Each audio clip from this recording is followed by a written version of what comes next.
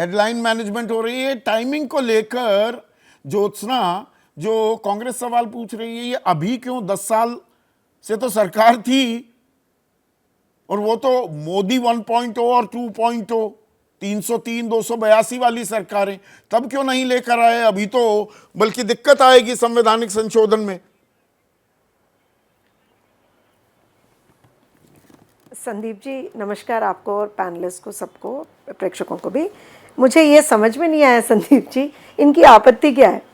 तब करेंगे, बोलेंगे कि नहीं नहीं आपके पास तो पूरी मेजॉरिटी है इसीलिए कर रहे हो, अब करेंगे, नहीं नहीं अब क्यों कर रहे हो, 10 साल पहले ही करना था।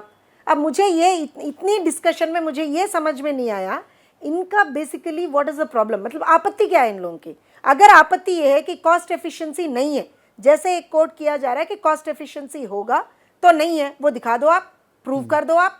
और दूसरी बात, हम ये भी तो बोल रहे हैं, खाली कॉस्ट एफिशिएंसी की बात ही नहीं कर रहे संदीप जी, हम ये भी तो बोल रहे हैं कि पॉलिसी कंटिन्यूएशन रहेगा।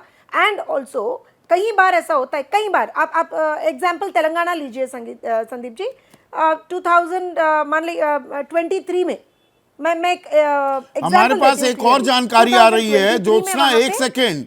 प्रधानमंत्री, जब यह कैबिनेट बैठक हो रही थी, प्रधानमंत्री ने कहा कि एक देश एक चुनाव की मांग लंबे समय से चली आ रही थी, इसका कोई राजनीतिक मकसद नहीं है, ये देश के भले के लिए हम ऐसा कर रहे हैं। पर इसमें वही सवाल अभी भी बना हुआ है जस का तस। तो 10 साल पहले, 10 साल तक ये सवाल क्यों नहीं उठा, या इस मांग पर ध्यान क्यों नहीं दिया गया, या 2024 में ये जो 272 बहुमत का आंकड़ा अपने दम पर बीजेपी नहीं छू पाई, उसको लेकर अब नई रणनीति बनाई है कि साथ चलेंगे, विधानसभा लोकसभा साथ होगा तो हमारे लिए आसान रास्ता होगा।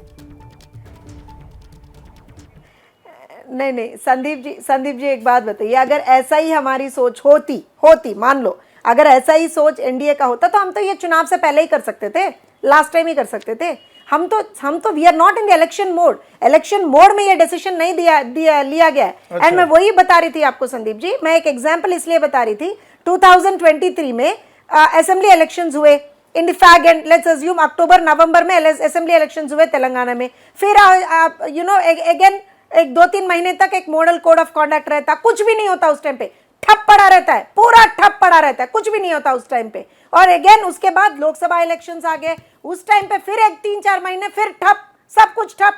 और अगर फिर एक बार अभी 6 महीने बाद, 5 महीने बाद, फिर अभी हम लोगों को यहाँ पे मान लीजिए तेलंगाना में लोकल बॉडी इलेक्शंस है, फिर ठप।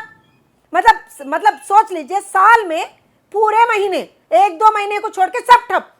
ये कहां के? वही हम लोग बोल रहे हैं कि देयर शुड बी समथिंग। नहीं, एनडीए में तो आप बाद में आए ना, एक मिनट ज्योत्सना, एनडीए में तो बाद में आए। मेरे पास जानकारी तो ये है, कोविंद, एक मिनट सुनिए तो सही, बता दीजिएगा कि मेरी जानकारी सही है या गलत। कोविंद कमेटी ने टीडीपी से जब संपर्क साधा, आपने कोई रिस्पांस नहीं दिया इस सवाल पर। आज आप पूरी ताल ठोक कर समर्थन कर रही है, नहीं तब चुप्पी क्यों साध ली?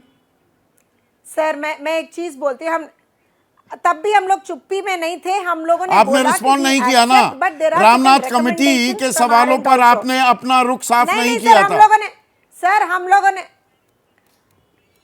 सर मुझे बोलने दीजिए संदीप जी प्लीज।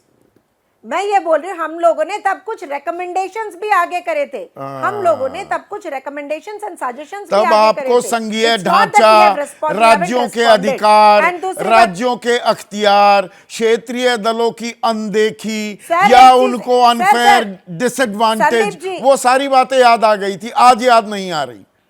अब ये बात नहीं सुनिए ये बात आपकी बिल्कुल गलत है संदीप जी, मैं आपसे ही डिफर होती हूँ इस पे। हाँ। हम लोगों ने तब भी ये बात नहीं बोला था, हमने यही बोला था कि कुछ मॉडिफिकेशंस, कुछ रिकमेंडेशंस होने चाहिए। एंड आज भी हम लोग ये बोल रहे हैं कि ये एक पॉलिसी डिसीजन ले रहे हैं तो definitely it should be discussed. ये नहीं है कि सरकार कुछ भी ला रहा है तो हम ना बोल देंगे, हम ऐसे कभी नहीं थे संदीप जी, आप भी ये बात जानते हो, आप सीनियर हो, आप भी ये बात जानते हो, हमने कभी भी ना नहीं बोला था।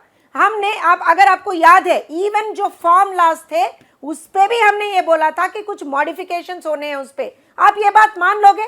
नहीं। और दूसरी बात नहीं, मैं सारी बातें मानूंगा, पर जो बातें हैं आपने उस वक्त रिस्पॉन्ड नहीं किया था तो मन में कुछ शंकाएं थी।